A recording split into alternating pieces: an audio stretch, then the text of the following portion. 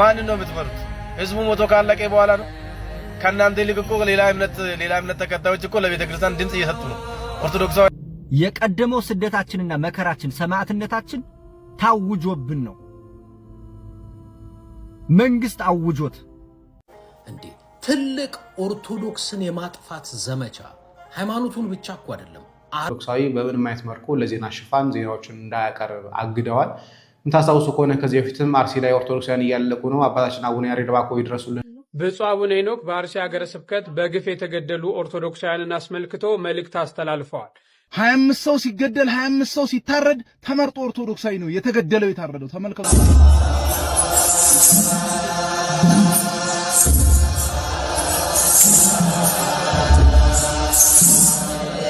ዘመኑ የሰማዕታት ዘመን ነው። ስለ ህንጻ ቤተክርስቲያን እንጂ ስለ ህንጻ ስላሴ የሚጨነቅ የለም። ይህን ህንጻ የናይል ብር አውጥተን ሰርተናል ሪፖርት ለማድረግ ስለምሰራ እንጂ ኦርቶዶክሳውያን ግድያ፣ የኦርቶዶክሳውያን መታረድ ምንም አይመስላቸው። ቅዱስ ሲኖዶስ የት አለ? አባቶች የት አሉ? ትልልቅ መምህራን የት አላችሁ? የቤተክርስቲያን አባቶች የት አላችሁ? ማን ነው የምትመሩት? ህዝቡ ሞቶ ካለቀ በኋላ ነው። ከናንተ ይልቅ እኮ ሌላ እምነት ተከታዮች እኮ ለቤተክርስቲያን ድምጽ እየሰጡ ነው። ኦርቶዶክሳውያን አይገደሉ እያሉ ነው። እናንተ ተሸፍናችሁ ቁጭ ብላችኋል። ብፁዕ አቡነ ያሬድ የአርሲ ኦርቶዶክሳውያን እንዲታረዱ ካደረጉ አባቶች ዋነኛ ናቸው። እንዴ ትልቅ ኦርቶዶክስን የማጥፋት ዘመቻ ሃይማኖቱን ብቻ እኮ አይደለም። አርሲ ላይ በተደጋጋሚ የኦርቶዶክስ ቄሶች ይገደላሉ፣ ይታረዳሉ፣ ምዕመናን ይገደላሉ፣ ቤተክርስቲያን ይቃጠላል። ሆን ተብሎ ኦርቶዶክስን የማጥፋት የማሳደድ ዘመቻ አየሩም ላይ መሬቱም ላይ ይካሄዳል ኢትዮጵያ ውስጥ። ለምን ውጪም በውስጥም ያለው ዝም እንደሚል የግዴታ ኦርቶዶክስ መሆን አይጠበቅብንም። አንድን ሰው በእምነቱ ሲሳደድ ሲገደል ሁሉም ሰው ድምጽ ማሰማት አለበት፣ በውጭ ያለው በውስጥ ያለው። ለምን እንደሆነ አልገባኝም። ኦርቶዶክስን የማጥፋትና ኦርቶዶክስን የማሳደድ ዘመቻ። ሰው እምነቱን ላያምንበት ወይ እምነቱን ላይቀበል ይችላል። ቄሶቻቸውን መግደል፣ ምዕመናኖቻቸውን መግደል፣ ቤተክርስቲያኖቻቸውን ማቃጠል፣ መንግስትም ደግሞ ተስማምቶ ጸጥ። አትሊስት ሁላችንም ድምጽ እናሰማ፣ በውስጥም በውጭም አለን። ሼር አርጉት። እኛ ኦርቶዶክሳውያን ክርስቲያኖች ሞትን እናውቀዋለን፣ ስደትን እናውቀዋለን፣ ጦርነትን እናውቀዋለን፣ ሰማዕትነትን እናውቀዋለን፣ መፈናቀልን እናውቀዋለን። ማናውቀው ነገር የለም። በእኛ አርጎ ነው የሚያልፈው የሁሉ ነገር። የቀደመው ስደታችንና መከራችን ሰማዕትነታችን ታውጆብን ነው። መንግስት አውጆት የትናንቱኖቹ እነ ዮዲት ጉዲት እነ ግራኝ አህመድ ቤተ ክርስቲያንም አውቃው ሰማዕትነት እንዳያልፋችሁ ብላን ነው የሞት ነው አባቶቻችን የሞቱት ማለት ነው። የትናንትና ነው ይሄ። ያሁኑ ሞት ልዩ የሚያደርገው ወገኖች በመንፈስ ቅዱስ የተሾሙት አባቶች የተስማሙበት ሞት ነው። የኔና ያንተ ግድያ፣ የኔና ያንተ ባሰቃቂ ሁኔታ መሞት በአባቶች ፊት ተቀባይነት የለው። እነዛ ሊጠብቁን በመንፈስ ቅዱስ የተሾሙት አባቶች አይገርማችሁም? የጭካኔ ጥግ። መንግስት ፖለቲካው አይነካበት እንጂ አይመለከተው። ስለኛ ሞት ህግ ምናምን አይሰራም በእኛ ፊት። አባቶቻችን ግን እኔ 10 ጊዜ 100 ጊዜ ብናገር ማን ይሰማኛል? እዛ መድረክ ላይ የተቀመጡት አባቶች ግን ድምጻቸውን አውጥተው ቢናገሩ ስንት ሰው ይሰማቸዋል? ድምጻቸውን ሁሉ ነፈጉን። ሞታችን በፊታቸው ተቀባይነት አጣ። ጭራሽ የተሰራ ዜናን ዲሊት አድርጉት አሉ፣ አጥፉት። ከህፃናት እስከ አዛውንት ድረስ ያለምንም የፖለቲካ አመለካከታቸው በማህተባቸው ተገድለው ኦፊሻሊ ዓለም ያወቀውን ጉዳይ ማን እንደሞታ አናቅ። የአባቶች መልስ ነው ይሄ። አይገርማችሁም? የጭካኔ ጥግ። ቤተ ክርስቲያኒቱን አጥብቀው የሚጠሏት አባቶች እንደተረከቧት ማሳያው ይሄ ነው። ህንጻውን እያልኩ አይደለም፣ አንተን ይጠሉሃል። የምሬ ነው። እንዴው አጥብቀው ነው የሚጸየፉን። የምር ማለት ነው። ፋክቱ ይሄ ነው። ሰው እንዴት ለልጆቹ አይራራም? ሰው እንዴት ወጥቶ አያለቅስም? እንዲህ ሲባል ግን የሚራሩልህ የሚያለቅሱልህ አባት የሉም ማለት አይደለም።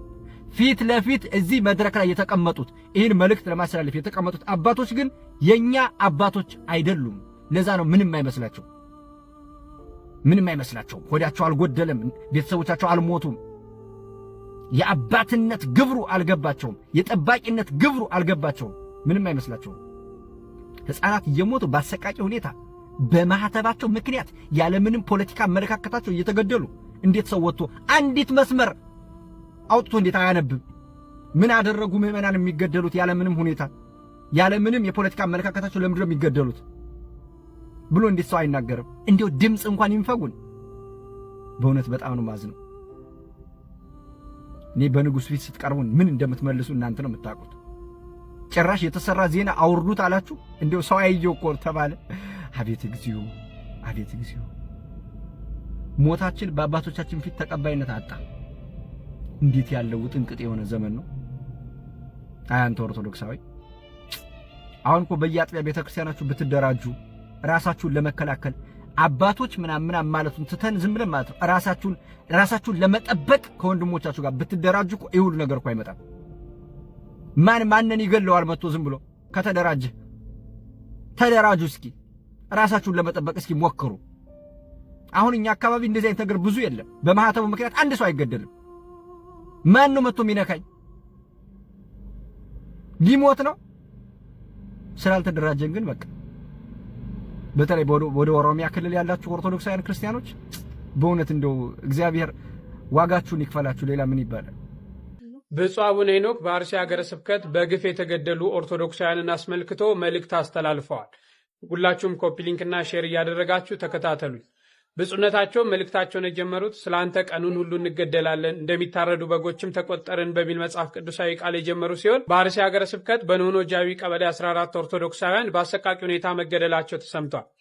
ከቅርብ ጊዜ ወዲህ አብዝተን እየተለማመድ ነው እየመጣ ነው። የኦርቶዶክሳውያን ሞት ሊበቃና የሰው ልጆች ሁሉ የመኖር ሰብአዊ መብትም ሊረጋገጥ ይገባል ሲሉ ብፁዕነታቸው መልእክታቸውን ያስተላለፉ ሲሆን አክለውን በመልእክታቸው በአካባቢ የሚገኙ ባለድርሻ አካላት በተደጋጋሚ በአማኙ ላይ የሚሰነዘረውን ጥቃት ሊያስቆሙና መፍትሄ ሊያበጁለት ይገባል። ለወደፊትም ቢሆን እንደ ቤተ ክርስቲያን የሚጠበቅብንን በርካታ ስራዎች አለመስራታችን ትውልድን ዋጋ እያስከፈለ እንዳይኖር ጥንቃቄ በተሞላበት መልኩ መስራት የሚገባን አያሌ ተግባራት መኖራቸውን መዘንጋት የለብንም ያሉ ሲሆን ብፁዕ አቡነ ሄኖክ በመጨረሻም በግፍ ለተገደሉ ወገኖቻችን እረፍተ ነፍስን ያድልልን፣ ለቤተሰቦቻቸውም አጽናኝ መንፈስ ቅዱስን ይላክላቸው ሲሉ ብፁዕ አቡነ ሄኖክ መልእክታቸውን አስተላልፈዋል። 25 ሰው ሲገደል 25 ሰው ሲታረድ ተመርጦ ኦርቶዶክሳዊ ነው የተገደለው የታረደው። ተመልከቱት ቪዲዮ።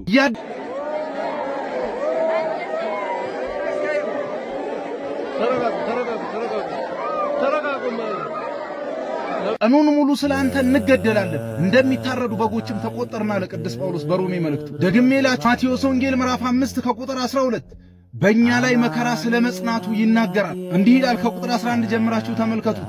ሲነቅፏችሁ፣ ሲሰድቧችሁ፣ በእኔ ምክንያትም ክፉ ሲያደርጉባችሁ፣ ሲያሳድዷችሁ፣ ሲገሏችሁ ብፁዓን ናችሁ፣ ዋጋችሁ በሰማይ ታላቅ ነውና ደስ ይበላችሁ፣ ሐሴትንም አድርጉ። ከእናንተም በፊት የነበሩትን እንደዚሁ አሳደዋቸዋልና፣ እንደዚሁ ገድለዋቸዋልና፣ እንደዚሁ ጨፍጭፈዋቸዋልና። ክርስቲያኖች ጌታችንንም አሳደውታል፣ ጌታችንንም ገለውታል። እውነት ነው። ዛሬስ ዓለም አሳዶናል። ዓለም የራሷ የሆነውን ትወዳለች፣ ወደ ዓለም የተሳቡትን ትወዳለች። ለእኛ ግን ዓለም እኛን ታሳድደናል። እነዚህ ሰዎች በሃይማኖታቸው አንገታቸው ላይ መስቀል በማድረጋቸው አንገታቸውን ተቀልተዋል። በሰማይ ግን ታላቅ ደስታ አላቸው። በሰማይ ግን ታላቅ ክብር አላቸው። ዛሬ ልባችን እኛ ቆስሎ ሊሆን ይችላል። በእግዚአብሔር ፊት ግን ታላቅ ክብርና ሞገስ አላቸው። አዎ እናት፣ አባት፣ እህት ወንድሞቻችንን ዛሬ ገለዋቸዋል። እኛስ ምን ማድረግ አለብን? ሐዋርያው ቅዱስ ጳውሎስ ለኤፌሶን ሰዎች በላከው መልእክቱ ምዕራፍ 6 ቁጥር 12 ላይ እንደዚህ ይለናል፣ መጋደላችን ከሥጋና ከደም ጋር አይደለም፣ እልፍ ገዢዎች እልፍ ሰልፈኞች ካሉት ከጨለማው ዓለም ገዢ ከዲያብሎስ ጋር ነው እንጂ። ታዲያ ምን ማድረግ አለብን ያልከኝ እንደሆን በጉብዝና ወራት ሰይፍን በወገብህ ታጠቅ ይላል ቅዱስ ዳዊት። ምን ማለት ነው? በጉብዝና ወራት የምትገልበት የምታርድበትን ሰይፍ ታጠቅ አይደለም። በጉብዝና ወራት የእግዚአብሔርን ቃል እውነት የእግዚአብሔርን ቃል ታጠቅ። ሰይፍ የሚያነሱብህን ሰይፈኞችን በክርስቶስ በእግዚአብሔር ቃል ጸጥ ታረጋለህ። እኛም እኮ እምነት አተን ነው፣ እኛም እኮ ደክመን ነው ይሄ መከራ ይደረሰ። ወገኖቼ ሰናዩን ዘመን እግዚአብሔር ለሀገራችን ያምጣላለሁ። ናታኔም ወንድማችሁ ነው። ሰናይ ጊዜ ሰናይ። በአርሲ ሰው ሞቷል። አንድ አይደለም ከ10 በላይ እድሜያቸው ከ2 ዓመታትም ከፍ የሚሉ እስከ 70 ዓመት የሚጠጉ ኦርቶዶክሳውያን። የሚገርመው ነገር የሀገረ ስብከቱ ሊቀ ጳጳስ እስካሁን ዝም ብለዋል። ከክልሉ መንግስት ጋር እንኳን የተነጋገሩትን ነገር አልነገሩንም። በተደጋጋሚ በአርሲ ሰው ይሞታል። በተደጋጋሚ አንገታቸው ላይ ባለው ማዕተብ ብቻ ኦርቶዶክሳውያኖች ይገደላሉ። ሀገሪቷ የሰላም ሚኒስትር አላት። ሰላም ለምን ራቀን? ማን ነው እየገደለን ያለው? ማን ነው ገዳያችን? በጣም በሚያሳዝን በሚያስገርም መልኩ ስለሞተላቸው አምላክ በመታመን በምድር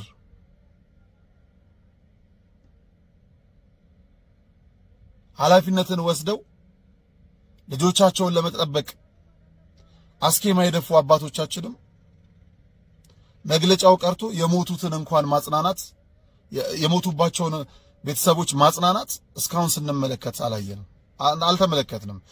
ንግግር እንኳን እኮ አጠፋችሁብን፣ ግራ ገባን።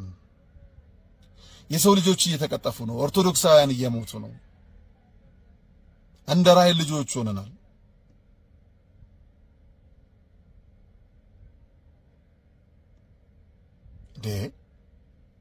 ሀገር አይደል እንዴ ያለን? መንግስት አለ አይደል እንዴ? የሃይማኖት አባቶችስ እሺ ለሆዳቸው አድረው ነው ብለን እናስብ። ኃላፊነት በምድር የተቀበላችሁ ሹመኞችስ ምንድነው ስራችሁ? ስንት ኦርቶዶክሳውያን እስኪሞቱ ነው የምትጠብቁት? አርሲ ለምንድነው እሱ የደም መሬት የሆነችው? ኦርቶዶክሳውያን ተለይተው ለምንድነው የሚገደሉት? ብሔር ነው እንዳንል ኦሮምኛ ተናጋሪ ኦርቶዶክሳውያን ናቸው። ስለዚህ ሃይማኖት ነው። ቤተ ክህነቱ ይሄንን ጉዳይ አያውቅም። ዝም እንዲህ ስንናገር ልንከስ ነው ብሎ ያስፈራራል። ጸጥ። በጣም የሚያሳዝነው የቅዱስ ሲኖዶስ ምልአተ ጉባኤ ከተጠናቀቀ ከአንድ ቀን በኋላ ነው ይሄ ይሆን። መልእክቱ ምን ይሆን?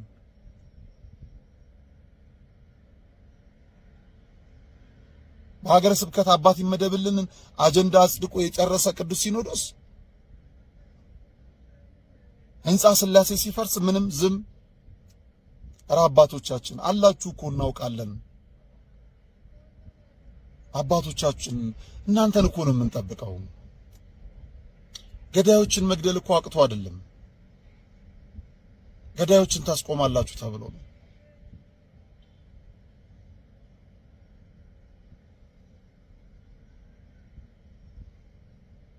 ለማን ነው አቤት የሚባለው? ለማንስ ነው የሚነገረው? ሰው ተኝቶ ማንጋትን የናፈቀበት ዘመን፣ አምሽቶ መግባት የከበደበት ዘመን። ምንድነው እሱ ነገሩ? አልገባንም። በጣም በሚያሳዝን መልኩ ኦርቶዶክሳውያን ልክ እንደ በግ የሚታረዱበት ዘመን ነን። እባካችሁ ብፁዓን አባቶቻችን ያለ ሀገረ ስብከታችሁ ሄዳችሁ ንግስ እንደምታነግሱት ሁሉ ያለ ሀገረ ስብከታችሁ ያው ንግስ ስል ይገባችኋል ለምን እንደምንገኝ ለመባረክ ነው። ከዛ በኋላ ለመባረክም ነው። ያለ ሀገረ ስብከታችሁ ሰው ቢሞትም ኦርቶዶክሳውያን ነው በሉና ግድ የላችሁ ስለ ልጆቻችሁ አልቅሱ። በሀገረ ስብከት በዚያ አትጣጠሩ። በልጆቻችሁ ሞት ሀገረ ስብከት አይደለም ብላችሁ አትጠቋቁሙ። ልጆቻችን ናቸው ብላችሁ ከልጆቻችሁ ጎን ቁሙ። እነዚህ የሚሞቱት እኮ ምንም የሚያውቁት ነገር የለም፣ እግዚአብሔርን ነው። እናንተ ግን እግዚአብሔርንም የሚሞቱ ልጆቻችሁንም ጭምር ታውቃላችሁ። የተሾማችሁት በልጆቻችሁ ላይ ስለሆነ እንደው በድንግል ማርያም ብላችሁ እባካችሁ የተዋህዶ ልጆችን ሞት አስቆሙልን። እባካችሁ ብፁዓን አባቶቻችን እንለምናችሁ ስለ ድንግል ማርያም ብላችሁ በቃ የክርስቲያን ሞት የአርሲ ሀገረ ስብከት ሊቀ ጳጳስ እንግዲህ ዜናው እንዳይሰራጭ ከልክለዋል። ይሄ የሚሆነበት ምክንያት ትናንትና አርሲ ላይ የዘገብነው ዘገባ ነበረ። አርሲ ላይ ኦርቶዶክሳውያን እያለቁ እንደሆነና ኦርቶዶክሳውያን እየተጨፈጨፉ እንደሆነ መረጃዎችን አቅርበን ነበረ። ማህበረ ቅዱሳንም ከዚህ ጋር በተያያዘ አካባቢ ላሉ ሰዎችን ደውሎ አነጋግሮ ነበረ። አካባቢ ያሉ ሰዎችም ኦርቶዶክሳውያን እያለቁና እየተጨፈጨፉ እንደሆነ በእስላማዊ አካሄዶች እየተጨፈጨፉ እንደሆነ ከዘገቡ በኋላ ይህንን ድምፅ እንግዲህ ማህበረ ቅዱሳን ዜናውን ሰርቶ በቴሌቪዥንም በዩቲዩብ ማሰራጨት ነበረ። ይህን የሰሙት አቡነ ያሬድ በፍጥነት ማህበረ ቅዱሳን ጋር ደውለው ቪዲዮውን እንዲጠፋና እንዲነሳ አድርገውታል። ሀገረ ስብከታቸው ላይ ቀጭን ትእዛዝ ሰጥተው ከዚህ በኋላ ማንኛውም ኦርቶዶክሳዊ በምንም አይነት መልኩ ለዜና ሽፋን ዜናዎችን እንዳያቀርብ አግደዋል። የምታስታውሱ ከሆነ ከዚህ በፊትም አርሲ ላይ ኦርቶዶክሳውያን እያለቁ ነው፣ አባታችን አቡነ ያሬድ እባክዎ ይድረሱልን የሚል ጥያቄ ሲቀርብላቸውም እነኚህ እየሞቱ ያሉት ኦርቶዶክሳዊ ሆኑ አይሆኑ አላቅም በማለት ሲናገሩ የነበሩ አባት ናቸው። አሁንም የትላንትናውን ጭፍጨፋ ኦርቶዶክሳዊ ላይ የደረሰውን 17 ሞትና 4 እገታን እንግዲህ ዜናውን እንዳይዘገብ ማህበረ ቅዱሳን አስፈራርተው ዜናውን ከዩቲዩብ ላይ እንዲጠፋ አድርገውታል። እንግዲህ እኚህ ሊቀ ጳጳስ ናቸው አርሲ ላይ ሰማዕታት እንዲበዙ ምክንያት እየሆኑ ያሉት።